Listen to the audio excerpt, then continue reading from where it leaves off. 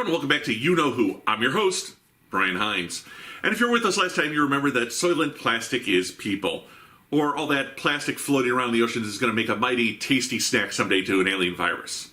And so now we're going to watch Season 12, Episode 7, Can You Hear Me? Let's dive in. That's a visual aid, I'm diving. Syria, 1380, yeah. The set of Rogue One, apparently. Let me back in. How did you get out there? See you, friend. Let's say, friend, we're not that close. Please, let me back in. Please, let me back in fast.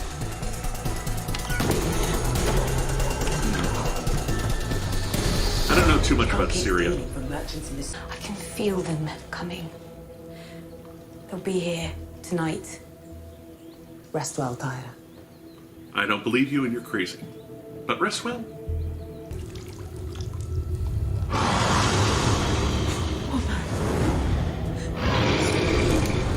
Ooh. Is he busy out at maintenance? Correspondence? Correspondence about maintenance? Oh, okay. Not the exact right time. 77 minutes out. Late. What? So take me back an hour. You sure you're going to be all right on your own?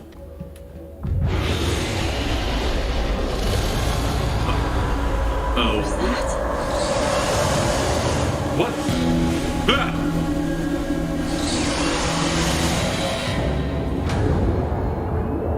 The fuck was that? Location for that noise. Aleppo.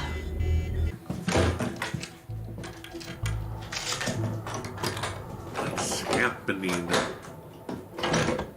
1380. Welcome to Syria. Now. They're not here, are Yeah, they? there's nobody to narrate to. How are we, the fans, supposed to know what's going on if the doctor doesn't have anyone to talk to? Sick place. This must be one of the oldest hospitals in the world. Oh, okay. Of course, Islamic physicians. You have to get out. Why? Because there's one still here. She clicked on me. Why she was taking stuff. Okay! It's the thing from Temple Run. The thing. The imaginary is the girl Nothing creating at all. them. Is it who's the dude in the TARDIS? Right, lads, ready? Here we go. Fastest dealer in South Yorkshire.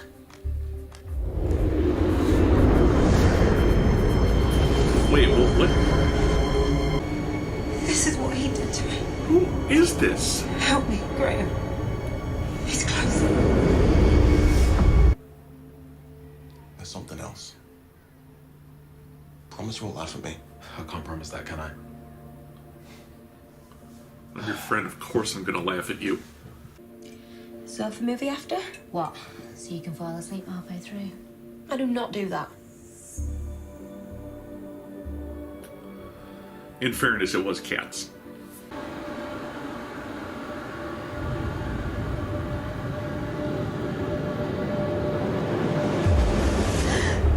Who are these people?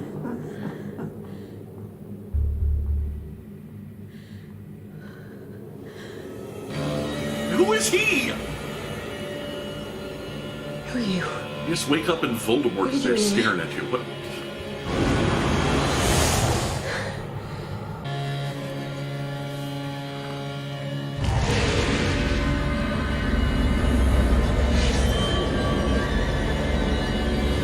Five Fingers of Doom. No, don't. I don't like things going in the ears. That's.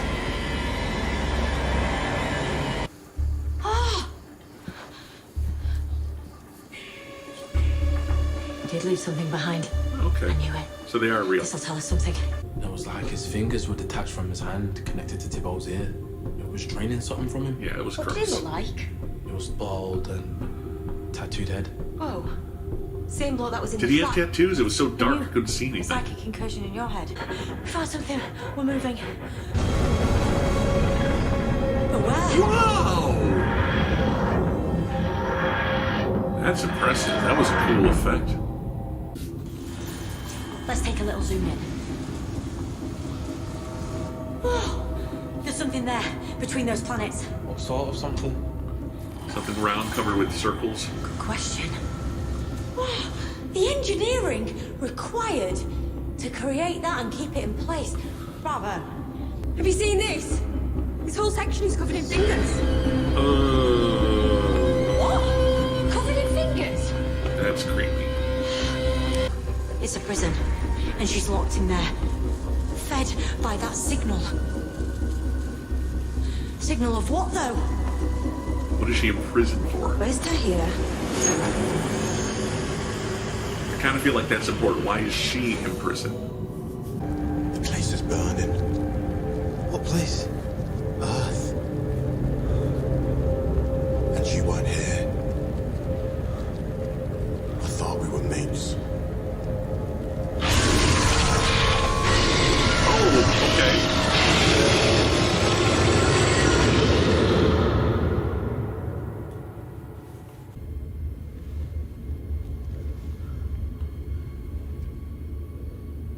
Why am I hooked up to this? Grace?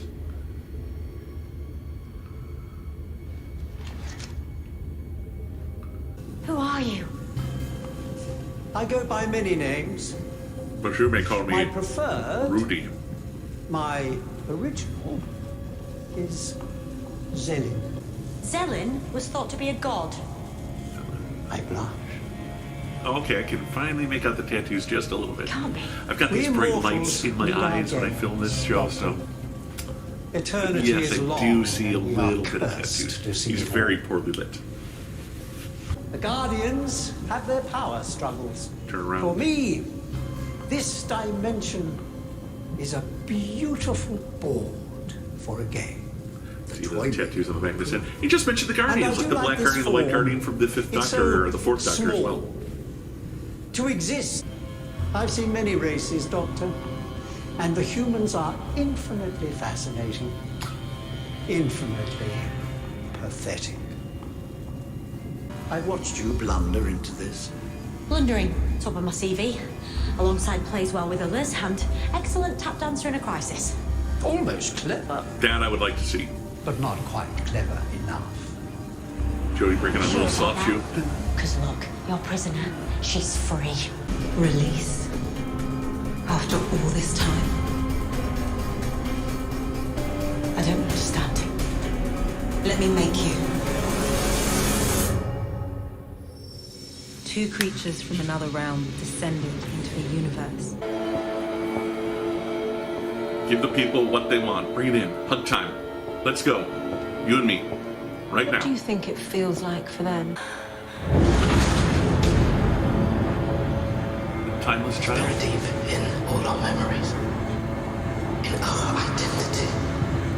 Built on the lie of the timeless child.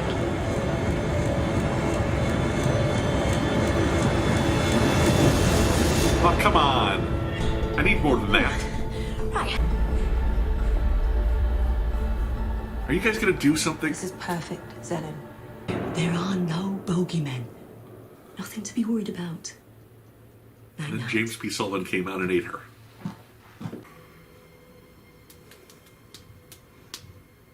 Booga booga. See what I did there.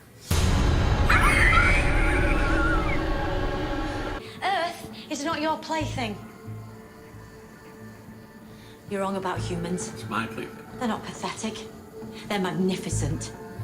They live with their Stop! fears, doubts, guilts. They face them down every day and they prevail.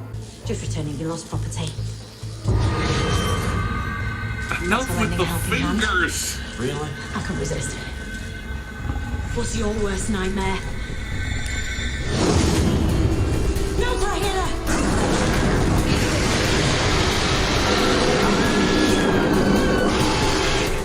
You made my nightmares real. Now you can live with them for all eternity. Yes, God's back in their box. That was pretty quick. Snap, they're trapped. You're done. It was really easy. Well, feeling things isn't wrong. I don't want your speech. I know. But you're getting it. Terrible thing about being older. Not listening to you. Arrest her. Would hard cash make a difference?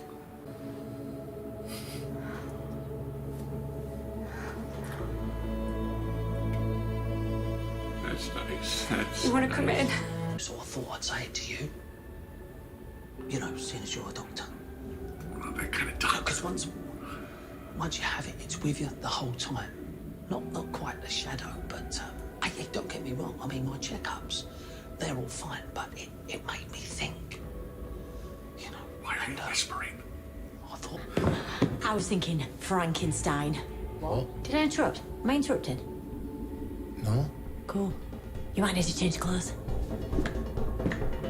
On we go. On we go. I know the next episode's about Mary Shelley or something, so. What's going did Grandma die? Who died in Yas's life? There was some thing going on there. Oh, no, okay, so we don't know what's going on with Yas, but something's going on. Okay, so that was Can You Hear Me? And that was kind of a half and half episode. It was like half normal Doctor Who adventure, half kind of introspective moments with the companions and character development. It's keeping on with this idea that the companions are starting to miss out on things with all the traveling they're doing. Ryan checks in with that friend he didn't have in the first season, but had at the beginning of this season. And we see Graham continuing to struggle with health issues, although he says he's physically fine. There's a fear that his cancer will come back. At the start, I thought that we were just going to have, like, the Doctor will be alone, the companions will be doing their own thing through this episode. That would have been cool. You know, it's okay to break them up a little bit during the season and have them do separate things. Like I said, I'd love an episode where it's just the Doctor and Yaz, Doctor and Graham. Let's do an episode where it's just the Doctor's doing one thing, the companions are doing something else. I wouldn't mind that.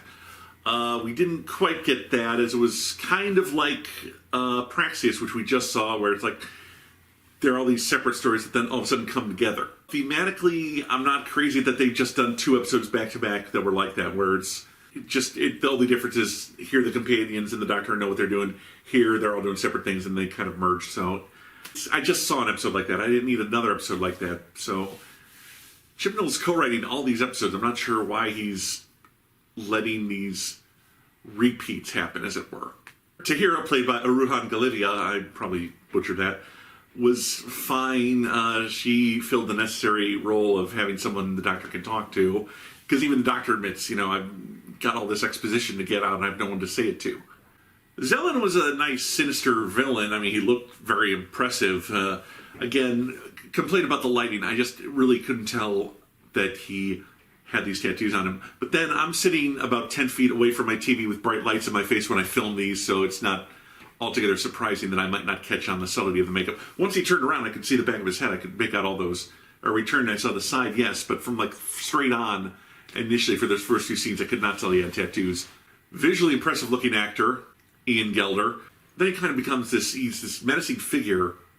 And the ear thing, that I don't like things going into my ears. I'm like, when I was a kid, I heard somebody put the ear Q-tips in. Somebody went behind them, did that, and they went deaf. So I've got a real phobia about things going in my ears.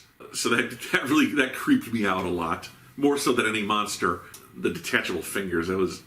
There was a lot of like good creep out stuff in here, and that floating base visually looked great. That was very impressive. The other god, Rakaya, played by Claire O'Pashady, was also fine. Once they get together, I like that it wasn't like they're just going around, oh, what should we do? Let's destroy the world. It wasn't like they're just 2 mischievous children, as like, evil gods are sometimes portrayed as being, but that she was clearly in charge. He couldn't do anything without her, so when she came out, she was like giving him the orders, let's do this, let's do this. He's like, yes, of course. Like, he's very much she's the dominant, she's the subservient. They at least added a little spice to that relationship. Once they were out, it all kind of went downhill. First of all, as soon as Zelen showed up, it was just so much talk. Oh, she's free, bye. You're in prison. Oh, we're not. We'll draw them back here. Like, oh, let's go see this thing you created, because you can feel it calling you. Like, well, doesn't that... You left it on the base of the Doctor. Is that probably going to be a trap? Or... It all just kind of happened so quickly. Fingers in the ears, back in the bubble, with the monster. They're screaming. They're afraid. Why are they afraid? They're gods. Maybe the fingers create the emotion of fear or heighten it. I'm not sure if that was explained or not. Usually the Doctor's plans require more work. This was... For 2 infinitely powerful immortal beings, that was really easy. I kind of feel like if they hadn't spent so much time like talkity, that they could put more time into stopping the bad guys. All the main actors had something to do this time. I don't know what's going on with Yaz. Did Yaz's grandmother die? The doctor was very self-aware here with the whole I need somebody to talk to kind of thing. And she's not really the person you want to turn to in a moment of crisis, which she's kind of like, yeah, I'd like to help you, Graham, but I'm not really good at this sort of thing.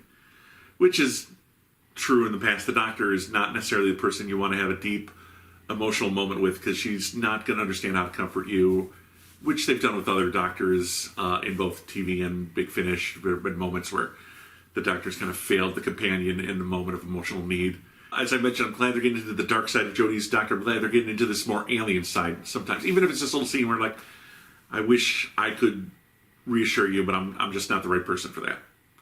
So this episode had a strong start, but it kind of flustered and went nowhere, and it was really a disappointment of an episode. So much potential, and then it just kind of a waste. It's kind of an excuse to keep pushing forward these ideas that the companions are maybe missing out on life. And what was that scene, Ryan's friend Tebow in the future, and the Earth burning, and the white Martians back? That's not what they're called, of course, but that's what I described them as. Why did that adventure affect him so much that it's showing up in his nightmares? We didn't really discuss that. So there's some questions I have.